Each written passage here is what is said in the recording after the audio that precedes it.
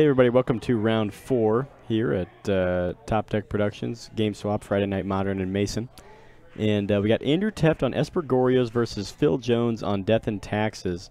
Sometimes I wonder if Phil Jones thinks in this matchup when he sits across from Andrew Tefft, man, this is who I'm going to be in 10 years. You know? Can we get back on their faces real quick? Back to the dual cam, yeah. Look at these guys. I think about the same age. I think Phil. No, Andrew's got a good 10 years on Phil. I really doubt that. But I think Phil. 10 years? Yeah, I think so. I'm estimating, but I think so. I'd say about 4 or 5. I think Phil's about our age. Oh, I think he's a little older than us, but Andrew's I think a little older than that. Maybe not 10. Maybe. But you're 2 or 3 years older than me, so I don't know. Well, that's true. That's true. Anyway, sorry. Back to the match. Esper Goryos versus Death and Taxes. This matchup is really hard for Andrew. Yeah, it doesn't seem great. Andrew's deck is doing a lot of like wobbly, teetery, powerful things, but they all are kind of shaky, and he really gets beat up by cards like Leon and Arbiter and Thalia. Yeah. Like Andrew doesn't have enough removal to deal with those, and he doesn't have, I guess an agile enough deck to deal with Death. That's what Death and Taxes really preys on decks that aren't agile or that rely on gimmicks. Sure. Like Death and Taxes is great against things like Valakut. Yeah, definitely. You know, great against things like Bring to Light, Scape Shift. Yeah, spell-based strategies. Or just decks that have to search their library a lot. Decks that have clunky mana bases already. Right. Decks that are susceptible to Ghost Quarter, Tech Edge, Field of Ruin. And Andrew is definitely on one of those decks. So Phil mulligan to 6. I think his hand is pretty awkward here. He's got like triple Vial, but like no lands. Triple Vial, for real? Yeah, but he doesn't have any lands, so he's basically relying solely on these Vials. Well, this is how Andrew takes game 1. Oh, he just drew a Plains there, I think. Yeah, maybe not. Nope, yeah, see, we're just on the Vial plane. Jeez, this is, Andrew could just put into play like an Obsidian here. Yeah, if he goes off this turn, that would be really hard for Phil to deal with. Although I'm guessing Phil does have some paths. Yeah. To take care of Obsidian, but not able to cast them currently. Yeah, without a path, though, Andrew's Logic Knot in hand might be kind of dead with these 2 Vials in play. But yeah, we'll see how this goes.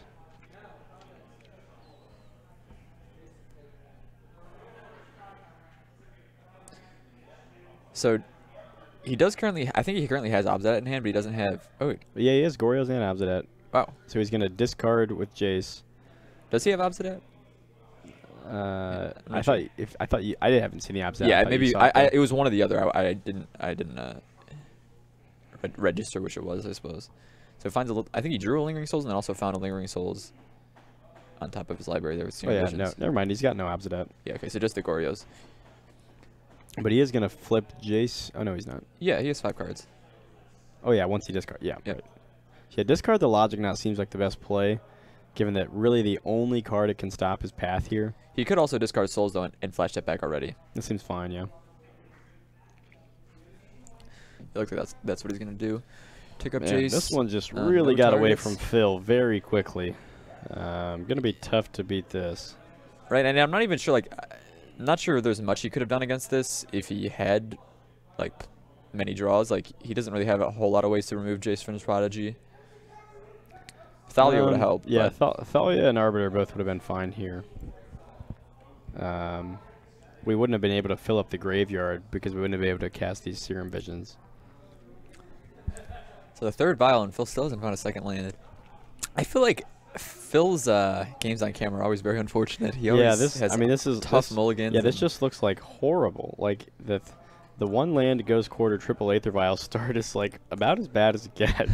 Yeah, even if he had found a second land like on the previous turns, we could have played both his Aether Vials.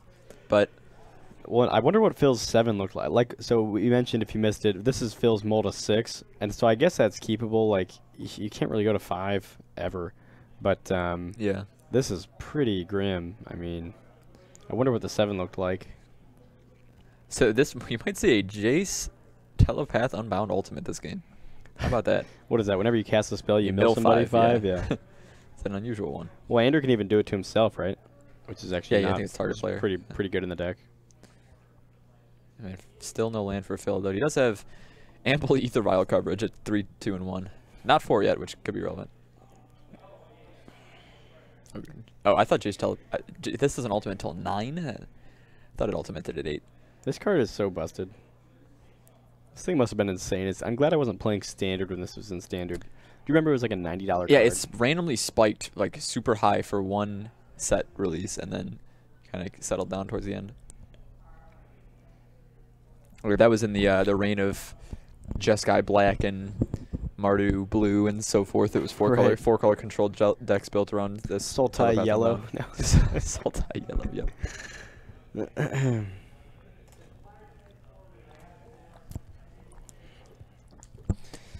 And then there was like Rally the Ancestors, right?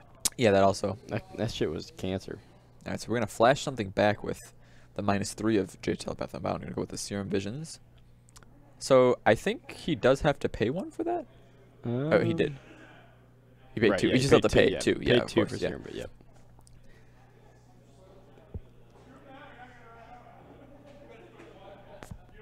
Drew Charter Course. Well, he can swing and Charter Course here if he wants. He has to hit his land drop. Oh, he has lands. He just needs to play one. And these Souls tokens, these are Haunter. Decided to attack with 1 spirit. Interesting. So something kind of cool that Phil can do here. He has Flicker Wisp. He can Violent Flicker Wisp and actually pick up the Jace, forcing it to flip back to the Vryn's Prodigy side.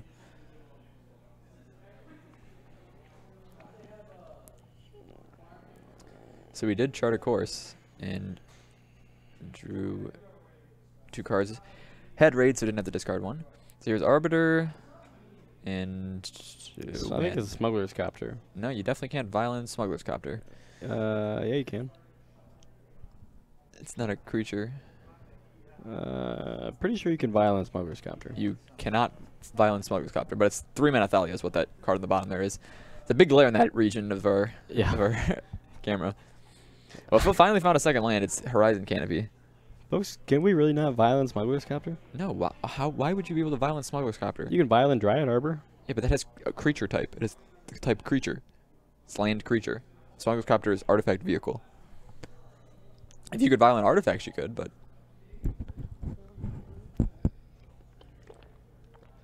Alright, fine. I don't care. So it looks like we're sending the team at Jace here. Yeah, you're right. Andrew is incentivized to chump block with these spirits because he does have Supreme Verdict in hand, which I think we're likely to see next turn. I suppose if Phil was weary of Supreme Verdict, he could actually Ghost Quarter one of these planes here, but that doesn't look like that's what we're going to do.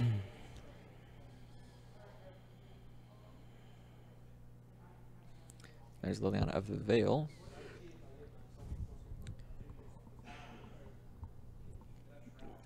So I guess Phil's back in this game? No, he's about to get Supreme Verdicted. Okay, well.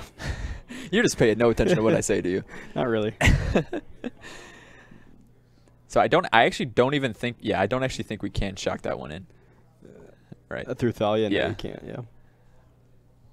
We could Verdict Thalia and then do it. Oh man, I really hope Phil doesn't Vile something in here to block. Okay. Yeah, so here's the Verdict. So this Verdict is obviously bad. What if we flash in the Selfless Spirit here? Yeah, if he had that, he could, but I'm not sure he does. Maybe Phil's just sitting on it, sort of like letting it sink in, making Andrew think that he has it. No, oh, no, okay. that definitely doesn't have it. That would have been good, though. We probably would have won the game off that if we could. He does. I think he does have 2 things he can Vile in there to pressure this Jace. Yeah, that's not bad. And we got another Arbiter, and then an Eldrazi Displacer. Displacer, not great with just Arbiter. If we had something else to combo, that would be. He does have a not Flicker Wisp in terrible. hand, but he also Well, can't even use Well, Displacer. he's got no mana. Yeah. Oh man. So down goes Jace Vryn's Prodigy. Andrew's draw definitely more on the Planeswalker slant this game. He's got Liliana and Jace the Mind Sculptor in hand, but hasn't really found any legendary creatures yet. I guess he can reanimate now Jace Vryn's Prodigy with the Goryo's Vengeance. Yeah, that's something he could do.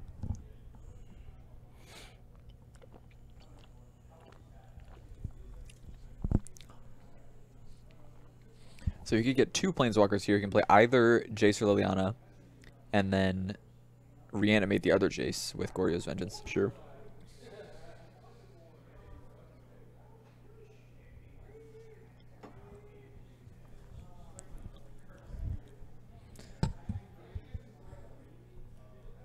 So we're leading with Liliana of the Veil to have Phil sacrifice a creature.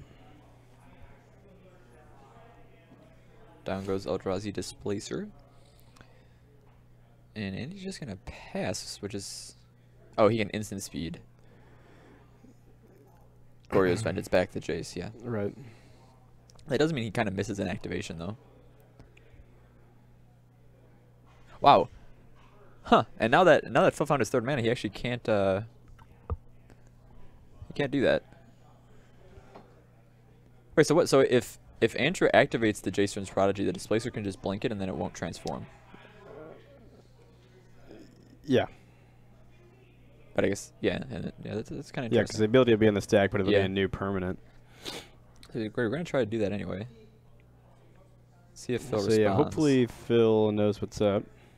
You could also Flicker Wisp it, but that exposes him to another verdict. Right. That looks like that's what he's going to do. Yeah, that Logic Knot looking real bad in Andrew's hand. Definitely.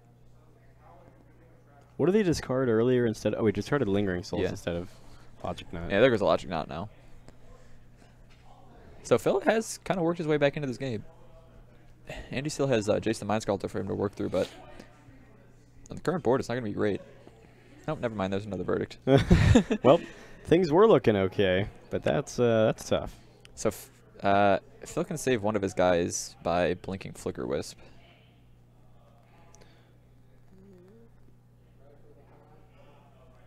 I wonder which he's going to save. Probably the Displacer, I would assume.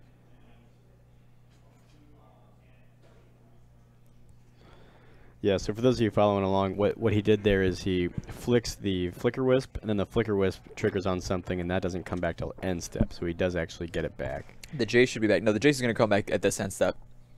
Yeah. So now it's back, and likewise, Displacer is black. Man, those very timely verdicts here from Andrew. Attack for 3. And Phil's just going to pass the turn. So now, Phil does have the opportunity, or I'm sorry, Andrew has the opportunity to transform Jace.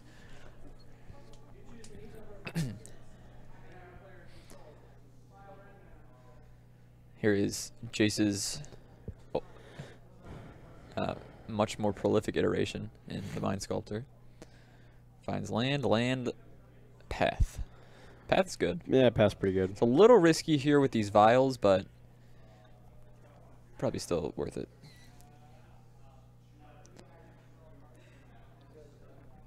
Wait, what are we going to buy? The Resto? Resto or Flicker For the Wisp. 4, yeah. Yeah. Oh, yeah, Phil's got 2, 3, 4. That's pretty funny. So Andy's shuffling away whichever cards he didn't want, which were 2 lands that he put back on top with the Brainstorm.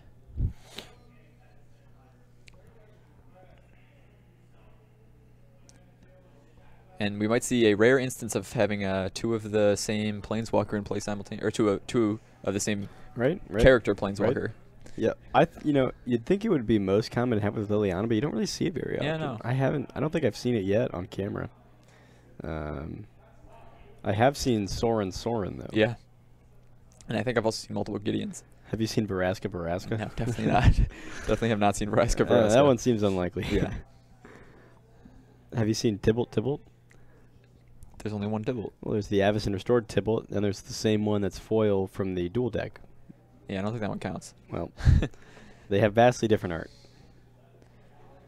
So we blocked with JVP, and now we're going to transform it. Wow. Guess what Phil has in his hand? Selfless Spirit? Shalai. Oh, yeah. I told you earlier he was playing that. Yeah. I knew he was playing that. That's cool. So you can actually vial that in response to a path as well to protect it. Yeah, it's not bad. This is definitely one of the best shells for it, I think. Yeah. It's also good in, like, it's good in Bant creatures where you can cord for it. It's also fine in Elves. The card's just really good. I actually I purchased 3 foils of this card already for the low price of $9 each. and I'm thinking that they're just going to go up and up and up for the next 5 years. That's my guess. So, folks, if you're specking on cards, I think foil Shalai Voice of Plenty is a good one to pick up. I think the card is just ubiquitously playable and probably even good enough for Legacy. I think, did you say you saw it in Legacy, Mario? Yeah, I think I saw it in like some sort of like Nick Fit show. Oh, sure, yeah. You can play whatever you want in Nick Fit. Yeah. So that's maybe a little misleading. I've seen people play Veraska actually in Nick Fit. But I think it's actually good, and I think you could play it in Death and Taxes in Legacy. So I think Phil kind of wasted 3 of his mana. He could have blinked away one of the spirits with a Displacer, but he just didn't. He might be worried about leaving that up in case he needs to make a Vile play, like he wants to Violence Shalai but then save Shalai or something. Sure. I don't think it's when you're at 15 life, it's maybe not worth it, especially when you only have these 3 mana. Well, the thing is, he needs to just get rid of blockers so he can get in at these Planeswalkers. Sure. Jace Tribal is a more appropriate name for Andy's deck, apparently. Andy talked about playing Urza's Ruinous Blast in this. I think he is tonight, actually. He's got so many legends and so many legendary permanents that it's actually pretty good in his deck. Oh, man.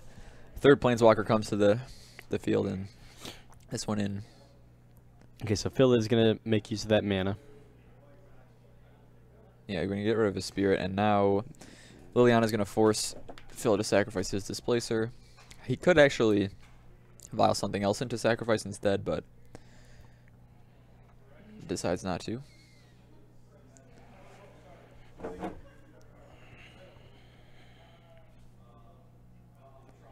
Serum Visions bottoms both. I think Andy still has Jace's Telepath Unbound to be used here. Oh, and we're just gonna animate Creeping Tarpet. It's kind of risky. Oh, never mind. It's not risky. I don't know what I'm saying. we can block the.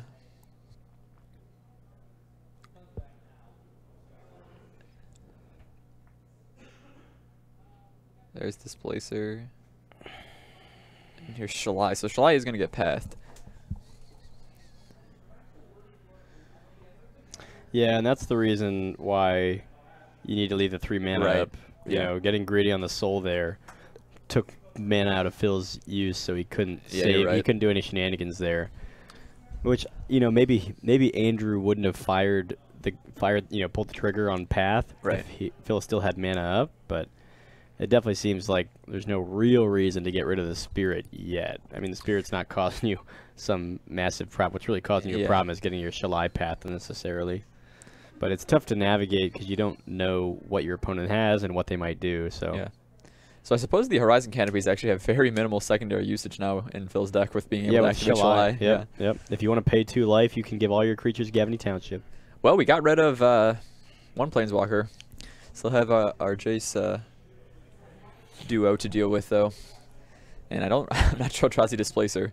The Eldrazi are powerful, of course, but not sure they can take down 2 Jaces at once. Yeah, if we had Eldrazi Displacer with, like, Blade Splicer or something, that could be pretty sweet, but we would also rather have, like, 6 mana instead of 4. If you have enough mana, like in Bant Eldrazi, when you just got lands on lands on lands and mana guys. Did he just activate Jace on Displacer? Yeah, he did, but the Jace is -2/-0, so it still did 1 damage to Liliana. Right. Yeah, and like Bant Eldrazi, where you have so much mana at your disposal, Displacer is just a powerhouse. Like, you blink your Sky Spawners, and you just get the sick value. Drink your Drowner of Hopes. Yeah. You can blink, like against Affinity, you can just blink their whole board every turn. Right. You know? Displacer's amazing in those decks. I think it's less good in Death and Taxi, where you don't have quite as much mana, but you're also generating mana with Vile, so you tend to have all your lands at your disposal. But you're also using Horizon Canopy to draw cards, you're using Ghost Quarter and Field of Ruin to pick off cards, so you kind of run out of mana, and it's also a land-light deck to begin with. But Displacer can definitely win a game by itself, so we'll see. All right, well, we finally found the opposite ads for Andy. We found 2 of them, actually. But now we don't have...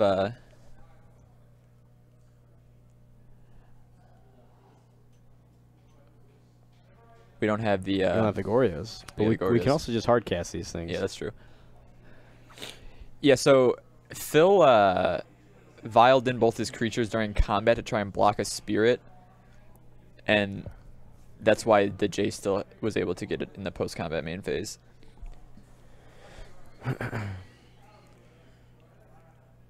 So we're gonna same trick. Exile the Flicker Wisp, have the Flicker Wisp hit the Displacer, save Displacer till end of turn. Well, you know, Displacer is quite bad against Obsidat. Yeah, no, it's. I was just gonna say that these cards are extremely bad against big ETB threats. I play Huntmaster of the Fells, which just totally hoses these mono white decks. Even though they can like get rid of the token with the Wolf token with Displacer, if they're doing that, then I'm just flipping Huntmaster. And if you do the Huntmaster, I just get more life and more token. It's cards like this are extremely good. It's very hard for Phil to be able to race and interact with Obsidat meaningfully. So it looks like Andy did leave a Goryos on top of his deck there.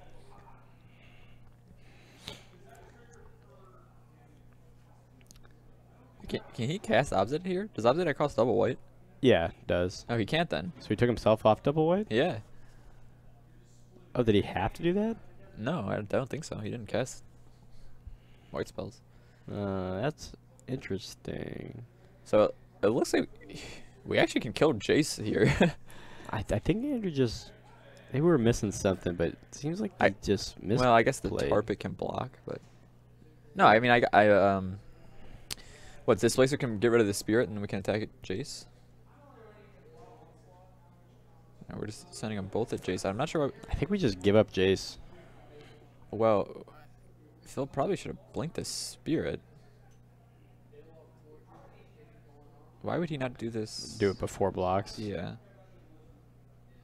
It's a little odd. So down goes that Jace, and we're just going to pass. So now are we just sticking Obsidat? Well, I don't know. Yeah, because I don't think we have Goryos now, but I'm not sure we have a way to get Obsidat in the graveyard. Well, we could just Goryo. Well, for one, we can Goryo's Jace and just get a Planeswalker and then recast Goryo's. Yeah, you actually. Well, actually, what he can do is Goryo's Jace, activate Jace, discard Obsidat with the back half of Jace, with recast Goryo's, and get Obsidat back. Yeah, if you want to, you can actually put double Obsidat into play and get 2 triggers this turn if you want. Right? He might actually have lethal here with the Creeping Tarpit if he has enough mana. Right, because you swing for 7 with the Obsidat. He's just discarding Flooded Strand? Well, yeah, could you just flashback the Goryos here? Yeah. We're flashing back Supreme Verdict? Huh. Maybe we're missing something. I think Andrew would have seen that line if it actually worked, so... Well, it definitely actually works. So he would have tapped Jace, discard Goryos. No, discard Obsidat. Flashback Goryos with Jace Telepath. Oh, was there another Goryos in the yard? No, but he just cast one. Oh, to get back that Jace. Yeah, right. And now Blade Splicer actually can threaten the Planeswalkers again. Huh. And we found a Tech Edge, which can take out Creeping Tarpit if we want. First, we're going to draw a card.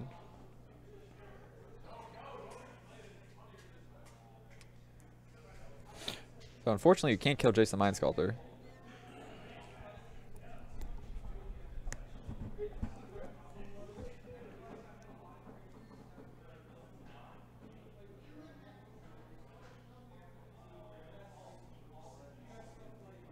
Man, this has gone on for a long time. Yes, definitely. Especially given Phil's atrocious start. All right. Speaks a little bit to the strength of the matchup for Phil. Like we said at the outset, I think this matchup's very favored for Phil. Though it hasn't appeared to be for the reasons that we initially set. You know, it's not because Phil's been disrupting Andrew heavily. It's because Phil's just put out a lot of guys, and Andrew's had trouble dealing with a lot of little guys. Yeah. Third Obsidat. Oh, jeez. Gotta imagine we're playing one of those. Yeah, there we go. All right, here we go.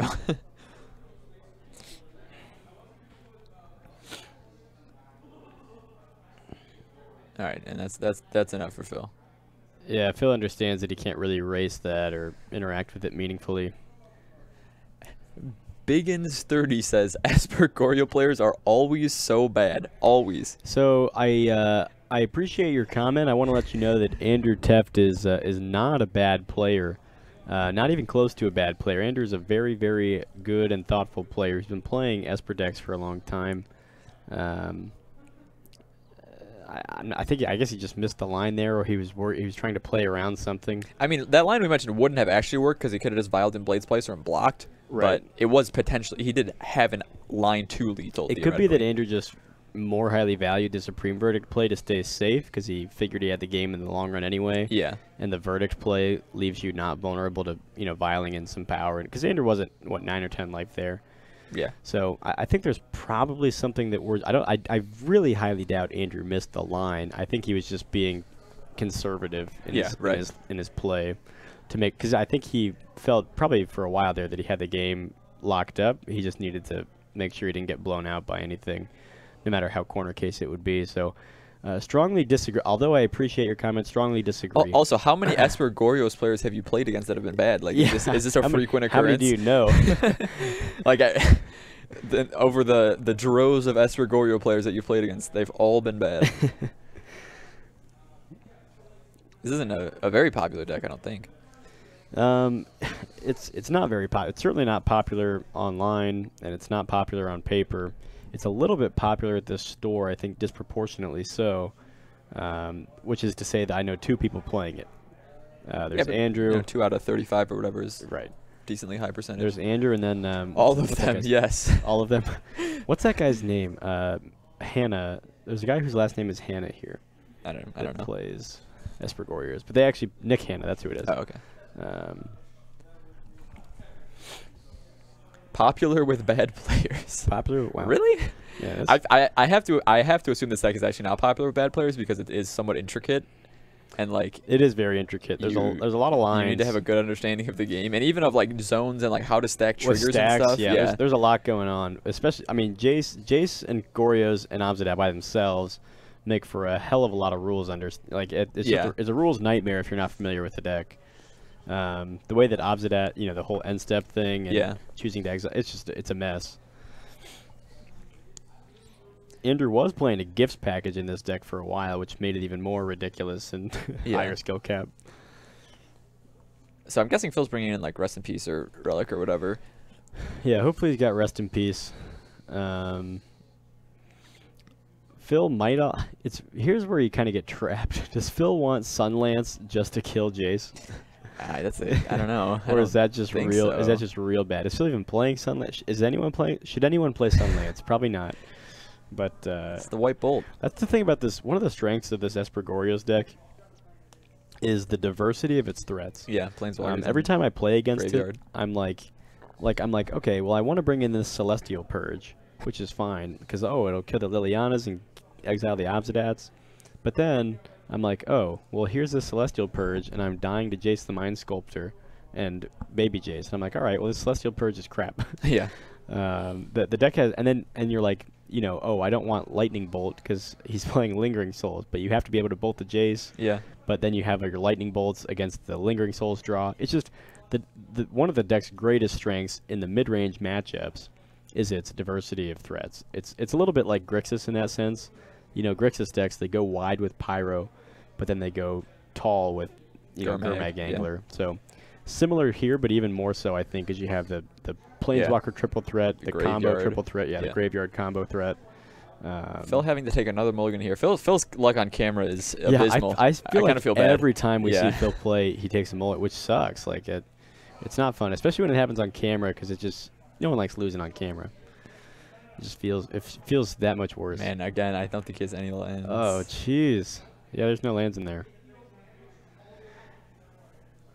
And I think his land is a Ghost Quarter. Ugh. Man. Poor Phil. We ought to give Phil do you know that stupid show that I hate, but I'm going to mention? Tosh.0. Okay. Tosh.0 does those web redemptions, Yeah. I feel like we need to give Phil a web redemption. Yeah, like definitely. a top deck redemption here. These mulligans are just brutal. So because they really like the Shalai addition to Death and Taxes. Yeah, that's definitely a good one. Yeah, I think Shalai is going to make waves in a lot of formats for a long time. I know I said this already, but folks, pick up your foils. They're $9-10 right now for foils. You can play it in Legacy. You can play it in Modern. You can certainly play it in Standard. What? Somebody, like we were talking about how Phil always has the mulligan. Someone said, especially losing to an Esper Goryo's player. Man, did somebody hurt you? Did somebody playing Esper Goryo's just like ruin your life? And now you just have a unwarranted hate for Esper Goryo's players.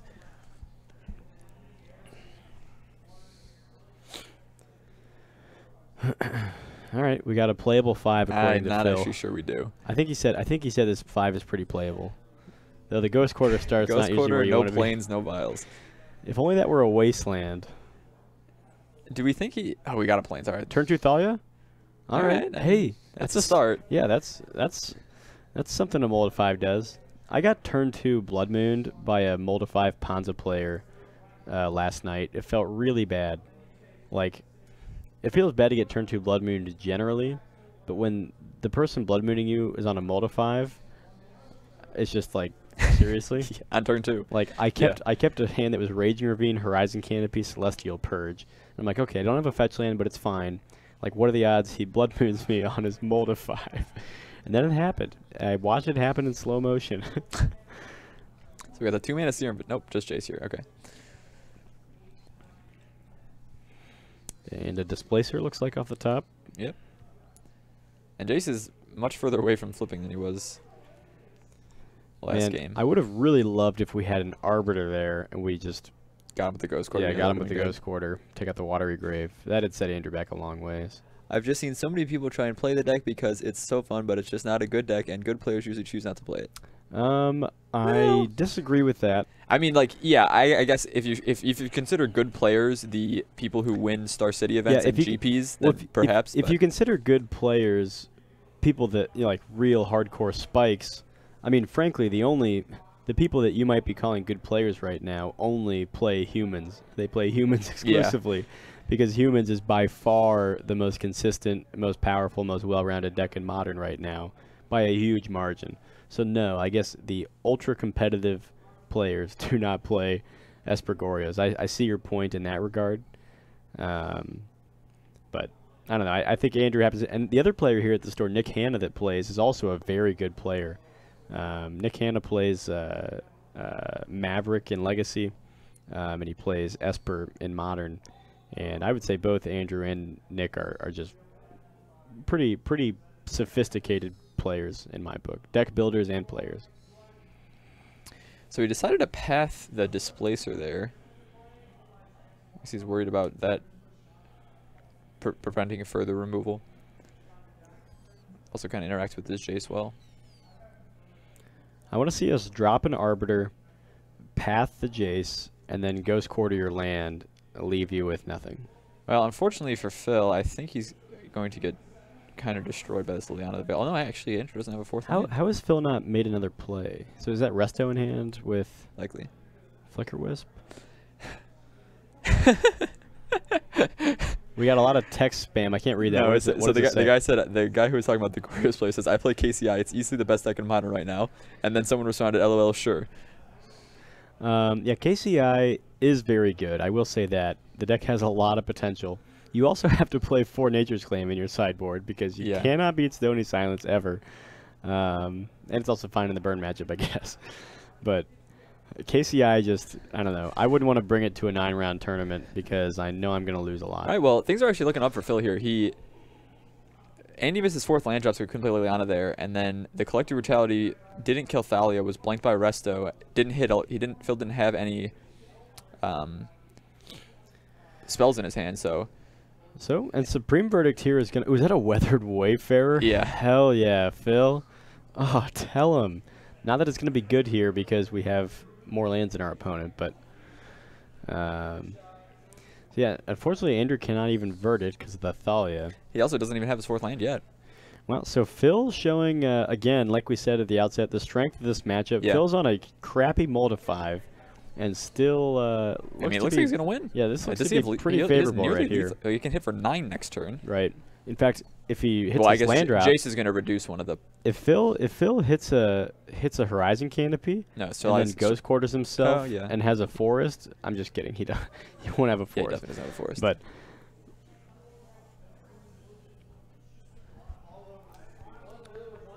so Jace flashback path to get rid of Shalai there. Yeah. Does put Phil up a land, which is relevant for displacing things, since we have 2 colorless mana. But Andy could not find his 4th land. Yeah, this has been this is tough for Andy, you know, and Andrew's actually started with a hand of 7 cards, unlike our friend Phil. So, does Weathered Wayfarer just hit for 1? Yes, it is 1 power. It's a 1/1. So we'll likely see Jace Telepath and Pound go down, and then an attack for 4 there. And Phil drew a Blade Splicer. I think you should probably just play that one. I think it presents lethal next turn. I think you might also do well just to Ghost Quarter your opponent here, right? I mean, if you Ghost Quarter Andrew and, like, for example, hit, like, Water Grave or the Hallowed Fountain, you can just make his colors more awkward. I don't think Phil, I mean, Phil got this one. The only thing Andy can do, he can play Jace Fringe Prodigy. That can block 3 power, but that's, you know, I guess that would be enough. They'll keep him alive for a turn. We can Flashback Souls. That also blocks. Okay. Sure. Yeah. Man, those altered cards, like without the white border on Souls, they look very similar to a lot of the other cards in Andy's deck. Yeah, sure. Like it looks kind of like Brutality and kind of like Obsidian. Yeah. Interesting. Remember how Tassiger and Murderous Cut literally look the same? Those are tough. Yeah. Folks, if you're ever commentating a game of Magic, and you think you see a Tassiger, don't say it out loud because it's probably a Murderous Cut. So Phil is just in there with the team. So we'll probably just block the 2 3-power creatures. So it's a hit for 4. Phil could trade with Blade Splicer, or Andy could trade with Blade Splicer if he wants to, but that doesn't really seem reasonable. So we're just gonna take 4. Does Blade Splicer itself not have first strike? No, it's just a 1/1. Okay. And here is Mirren Crusader. Mirren Crusader's pretty good. Yeah. You can path it, but you can't push it. I don't actually. I don't think Andrew's playing push. Ooh, Andrew found his 4th land. Guess what it was? Dark Slick Shores. Dark Slick Shores. Yep. I'm telling you, people playing their 5 fast lands in Jund is the most tilting thing. We've watched so many players have like 2 Bloodbraids in hand, and their 4th land drop is like a Raging Ravine or a Blooming Marsh or a Blackleaf Cliffs, and then they just get raffle stomped by there was opponent. Phil's Web Redemption win on the multiplier. Yeah, Web Redemption, Tosh.0. Yeah. So game 3 here. Right, that was much more how we expected the matchup to go. Yeah. I mean, obviously, Andrew being stuck on 3 lands wasn't. But even so, I mean, Phil had that Thalia in play, meaning that he wasn't even that close to casting a verdict. Yeah.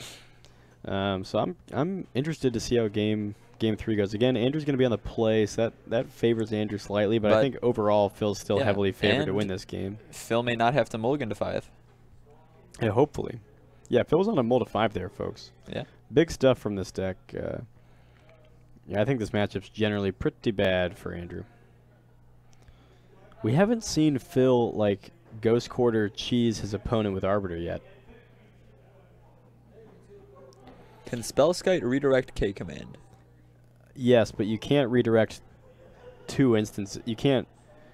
If someone says, like, let me make sure I get this right in my head. If someone says, like, I'll shock the Spellskite and I'll blow up your Ensnaring Bridge, you can't redirect the Shatter to Spellskite because it's already a target of the spell. So if you're ever playing against Ensnaring Bridge, Spellskite, or something, and you have a K command, you want to shock the Skite because then they can't remove the Shatter. Fun little fact. I think that's right. Someone tell me I'm wrong. I'm not sure about that. I'm about 80. Oh my goodness. I'm about 87%. Phil mulligans yet again. For real? What is this? 4 mulligans in one match? 5 mulligans in one match? Does he? Maybe he's like not playing enough planes or something. Maybe he's just trolling his opponent. He's like, man, this matchup's so good. I only need 4 or 5 cards to win. Somebody says Spellskite can redirect both 2 damage and artifact because it says target twice on the card. I believe you're incorrect. I believe you're incorrect. You can look it up, but pretty sure that's not true. Yeah, they can redirect both. Chat resoundingly disagrees with you. Well, the more you know, the more you calls. There is some type of spell. I mean, maybe it's Electrolyze. Yeah, I don't know. Back to 5 we go. Oh my goodness. Phil is actually on 5 again. Is he playing like 14 lands in his deck? Maybe that's the issue. You'd be correct if it was Electrolyze. Okay. Because Electrolyze only says the word target once. That's a little weird. I'm trying to think what's because it wasn't Electrolyze that this came up in a tournament I was at, but it clearly wasn't Electrolyze because I would have remembered if it was, and it wasn't Culligan's command because I would have been wrong. So Phil is currently looking at how many lands he has in his deck, which seems reasonable at this point. having had mulligan like 4 or 5 hands with 1 to no lands. Wasn't Phil? I mean, these guys are. This is like table 6 or something. Like these are. Yeah, like, the rest of the night has been. Yeah, going these well, players are like X1. So Phil is. I guess all Phil's bad luck is hit them all at once, Friday the 13th style. So there was a ruling from 2011. By activating Spellskite's ability multiple times, you can change each target of a spell or ability with multiple instances of the word target to Spellskite 1 at a time. With a rule change? No, this was a ruling from 2011. Oh, okay. Oh, that's when Spellskite came out. So yeah, that's an original. Yeah. There are a few extremely odd Spellskite rulings. You can, like, if you want to activate Spellskite just to lose life. You need a target. Something has to. Yeah, well, no, you don't need to redirect it too. No, right? no. Oh, you don't. You don't need a target. You just need something on the stack. Like a fetch land. If you want to just pay a bunch of life with Spellskite, you can do it, but there has to be something on the stack. Like you have to like right. You have to like. Spellskite has to quote unquote target like a fetch land trigger or something, but you can do that. It's very weird, very weird. Someone tell me I'm wrong, because I might. No, I'm pretty sure you can. Yeah, like if you have a Spellskite and you're on Death Shadow and you want your Death Shadow to be a 10/10, and it's only a 4/4. If someone fetches, you can activate Spellskite 3 times. I'm not sure how relevant that is, because there would be an opportunity probably sometime soon for something to be on the stack, but... Phil's Milligan, not quite as good this go with Sorcerer's Spyglass instead of Thalia on turn 2. Yeah, so Andrew's going to fetch in response to the Spyglass. Yeah, just in case he wants to name Flooded Shrine. Just in case. I wonder what Andrew, or what Phil names. So if we see a Planeswalker in hand, we probably name a Planeswalker. But I wonder if there are times where we see a Planeswalker in hand, but we still name something else. Like if we see a 4-mana Jace in hand, do we still name 2-mana Jace? No, I think you just got to name whichever one is most threatening. So you think we're naming Liliana or Jace? Yeah, here? I think we name Liliana. I agree, yeah.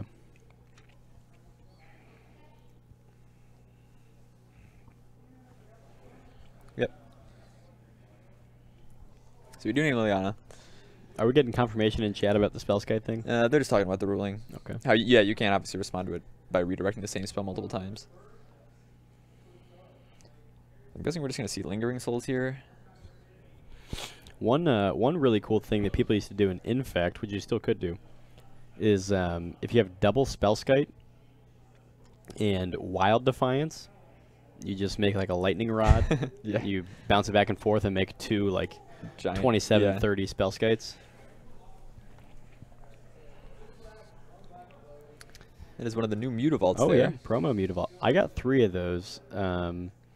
My team gave me all theirs from the team event. So I'm looking for one more, folks. If you have one of those Mutavaults, let me know. I'll throw you something nice. So the turn 3 Thalia slightly less effective than the turn 2 Thalia. Agreed. I suppose maybe Phil just did that because he wanted to get a Spyglass out without having to pay extra, but... Man, you know what's really good against Esper Goryo is 3-mana Thalia. Yeah. Makes the Goryo's creature come in tapped and makes all Andrew's wonky mana base come in tapped. Definitely. I'm really impressed with 3-mana Thalia in Modern. She's just very, very powerful.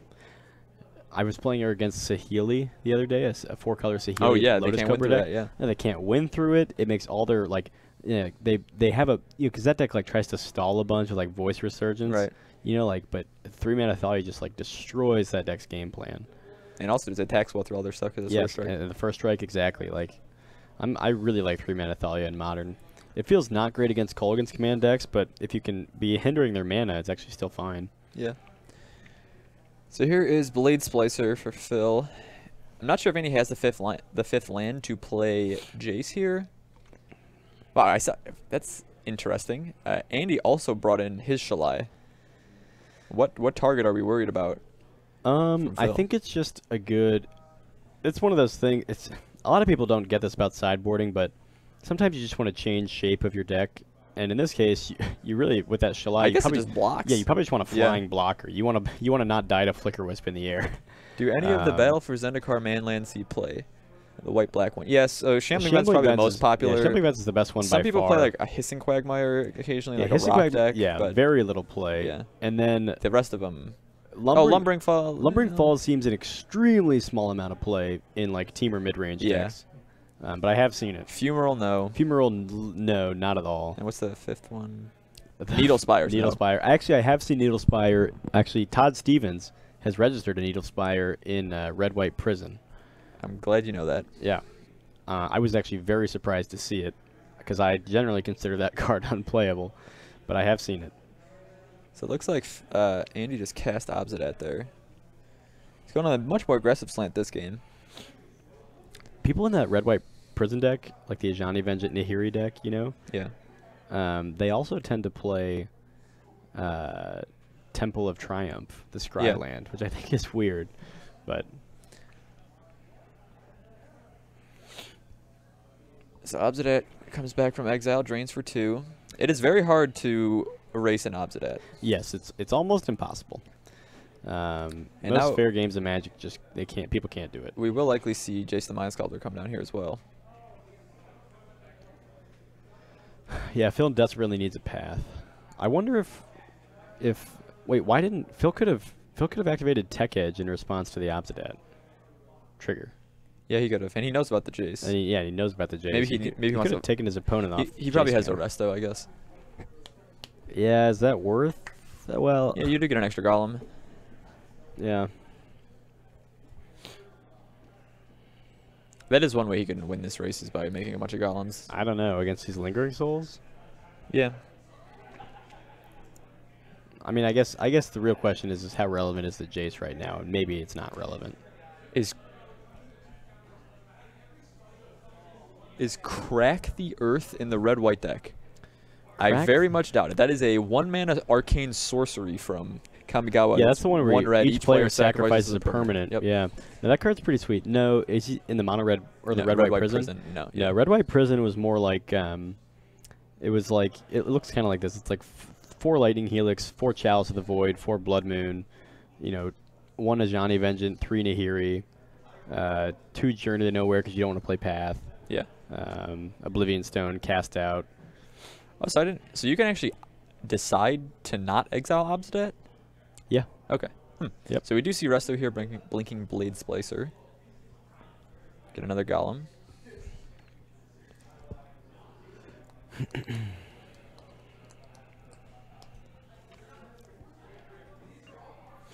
I don't like that Restoration Angel. I don't know why. I know people do. I'm a big fan of the original. So, I'm not sure. Oh, there we go. Nice. Oh, we got the path. Yeah. All right. I was about to say, I'm not sure how you can get through this Obsidat, but that definitely helps. Yeah. My question is, do we even care about trying to kill the Jace here? Probably. You definitely, yeah, I think you do. I mean, you don't want Andrew you don't want to try to see a bunch of cards. Draw into Supreme Verdict or something, yeah. I think you just swing the team at Jace. Unfortunately, he went 9 at Andy and 3 at Jace, and we're in fact getting in there with Mutavault as well. So in this case, did he activate Mutavault after? Whatever. It's a little bit of a rules violation, but we're playing casual here. Yeah. In competitive REL, if you've declared some number of attackers, you can't then activate a main land and also declare it as an attacker. But that's okay. Just casual Friday Night Magic here. So this attack pattern doesn't make a whole lot of sense to me. He's attacking Andy with all the 3-power creatures and Jace with everything else.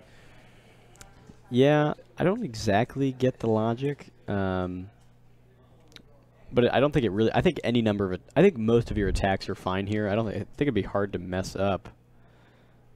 Yeah, so we keep Jace alive. Why are we blocking the Thalia? Because it does more damage to Jace.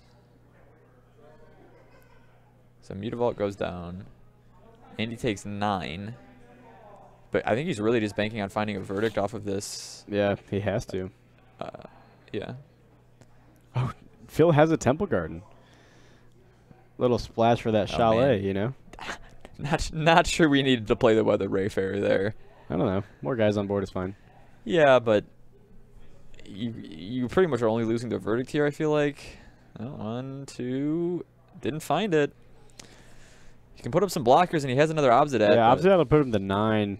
Actually, reverse the life totals. Oh, you're right. Mutavault did have first strike there. That is a good point, because it is a Golem. So Blade Splicer gives it first strike. Wow, I have never considered that interaction. That is a good call, Dressed Spring. So is it alive? No, it should be, but they missed that, so. Yeah, we can't really tell him about that. Yeah, it's not exactly something that can be I wonder how a judge would resolve that for one, you would resolve that differently at a casual event than at a competitive event. I wonder how that would be resolved at either, though. Yeah. So here's a blocker in JVP. And he can also flash. He has even Mind Sensor in hand. I guess, again, that's just for blocking, but...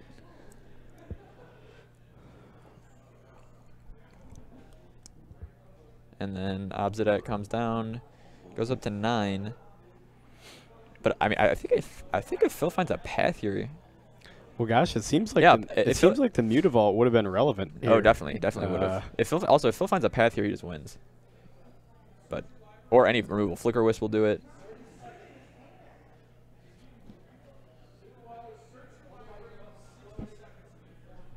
Found a path. path. All right. We got to pay 2 for that one, but I think this is it, right? He only has 1 blocker. Yeah, I'm pretty sure that's game. That's game. We should tell Phil about the Mutavault. Yeah, thing. we'll definitely tell him about that. That's a very afterwards. interesting interaction. I mean, I usually catch that thing. Like we caught it earlier with the against Merfolk. We knew that Mutavault gets buffed by Master of Waves, Elemental buff, etc. But I've never thought about or considered that interaction. That's interesting. Right. We are sure this is lethal. Jace can only block 1 Golem. Yeah, definitely. Yeah, definitely lethal here. Unless Andrew has a fatal push to get it with a swamp here.